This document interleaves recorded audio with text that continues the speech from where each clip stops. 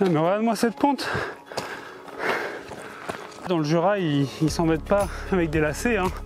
Ça monte tout droit, direct. Ah, j'ai beau être matinal, j'ai mal.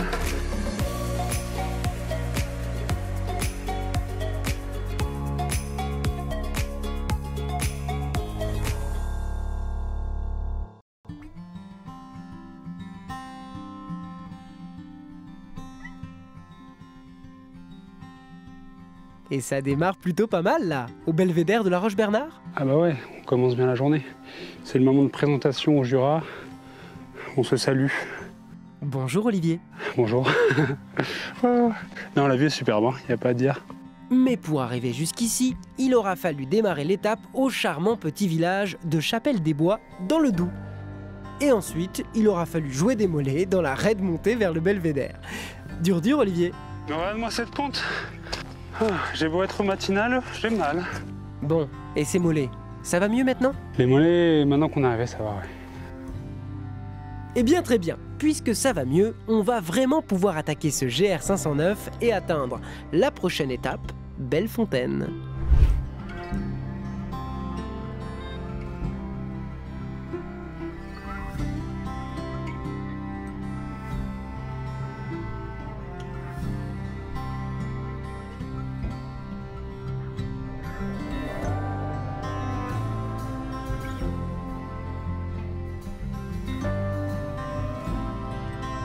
Ça alors, je te quitte à un belvédère et je te retrouve à un autre. Bah oui, on passe d'un belvédère à l'autre, d'un point de vue à l'autre.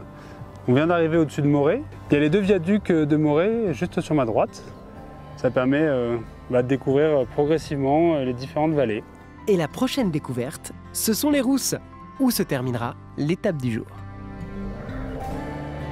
Par contre Olivier, je sais que t'as rien réservé pour ta nuit. Alors bonne chance pour trouver, hein? Et à demain. À demain. Le lendemain, on a rendez-vous avec Michel, au Fort des Rousses. Michel, c'est le président de la FF Randonnée Jura. Bonjour Olivier, bienvenue. Je suis vraiment content que vous veniez voir un petit peu notre beau Jura. Là. On est sur le GR 509 qui part de Mandeur dans le Doubs et qui va jusqu'à Culose dans l'Ain et qui au total fait 400 km de linéaire, puisque les GR c'est du linéaire. Et puis donc dans la partie Jura département, il y a 70 km de ce GR 509 qui sert de support à la GTJ, on l'appelle souvent la GTJ d'ailleurs, mais qui sert également de support à des tronçons de l'échappée jurassienne. L'échappée jurassienne, c'est notre Compostelle à nous dans le Jura, quoi. Là, on est quand même dans le parc naturel régional du Haut-Jura. Et c'est quand même une richesse d'avoir un parc à côté de chez soi, quoi. Le relief est très varié, avec énormément de combes. Ça, c'est tout le travail des glaciers il y a des millions d'années. Et puis surtout, ce sont les forêts d'épicéas, dont le Rizou, qui est a priori, si je ne me trompe pas, la plus grande forêt d'épicéas de France. Waouh, rien que ça? D'ailleurs, la forêt du Rizou n'est pas la seule qu'on traverse sur ce GR 509. Il y a aussi celle du Massacre. Et d'ailleurs, c'est possible d'avoir quelques infos sur ces forêts, s'il vous plaît? Ouais, la forêt et l'écosystème forestier en général, c'est très important pour le parc naturel régional du Haut-Jura, parce que 70% de la superficie du parc est couverte de forêts, qui accueille une biodiversité qui est inféodée à ces forêts. On parlait notamment du grand tétras ou du lynx, qui sont des espèces un peu emblématiques du territoire. Après, sur d'autres milieux qui pourront être traversés, on a tous ces milieux de combes assez ouverts, où on retrouve justement un peu la forêt qui est en train de grappiller et de venir un peu sur ces combes qu'on appelle les prébois. Et parmi les prébois les plus fameux, il y a la célèbre combe à la chèvre que traverse le GR 509.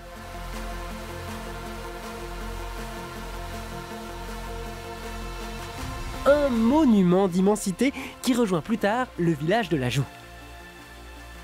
Et je me posais la question, c'est quand le mieux pour venir dans le Jura? Il n'y a pas de meilleur moment pour venir dans le Jura, il faut venir tout le temps. Moi, ma saison favorite, en tout cas dans le massif jurassien, en montagne d'une manière générale, c'est vraiment l'automne. On a souvent des conditions anticycloniques, etc. Toujours dans cette période autour de la Toussaint, il y a vraiment possibilité de faire de la super rando, avec une super météo et puis un air limpide et de la bonne visibilité. Ouais. Le Jura de multiples facettes. Effectivement, quand on pense au Jura, on pense souvent aux raquettes, au ski, etc. Mais en été, aujourd'hui, avec les températures de plus en plus élevées, on a plein d'autres atouts. Enfin voilà quoi. Donc oui, effectivement, le GR 509 ou la GTJ se limite pas voilà, à la GTJ stricto sensu. Il n'est pas interdit de faire des petits écarts pour découvrir un peu les richesses de notre territoire.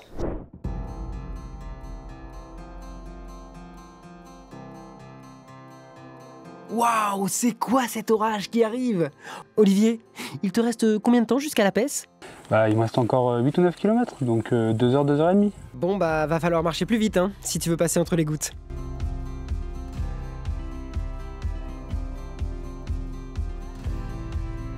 Oh là là, t'as encore eu une sacrée chance, hein. Bon, par contre, si le soleil tient encore un peu, vite vite, dépêche-toi de monter au Crêt du Merle. Il paraît que la vue là-haut vaut vraiment le détour. Allez, allez, allez, allez! Encore un petit effort, tu y es presque.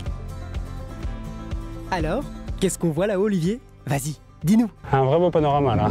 Il y a une vue quand même sur les monts Jura là, juste en face. Mont Jura, où on n'ira pas. Où on n'ira pas. Et puis le prêche à l'âme juste derrière qui est aussi bien marqué. Où on n'ira pas non plus. Où on n'ira pas non plus, mais c'est pour donner des idées. Bon, par contre, c'est encore en train de se couvrir là. Et c'est couvert, mais au moins on a le soleil pour nous, hein. On va pas se plaindre aujourd'hui. Tu es sûr de ça, Olivier? Allez, tu auras fini par la prendre cette pluie finalement. Ah bah oui, mais c'est de bonne guerre, hein. Avoir un peu de plus sur les 45 dernières minutes de marche, avec ce qui était annoncé, honnêtement, je peux pas me plaindre, hein. Mais oui, non, là, c'est la fin.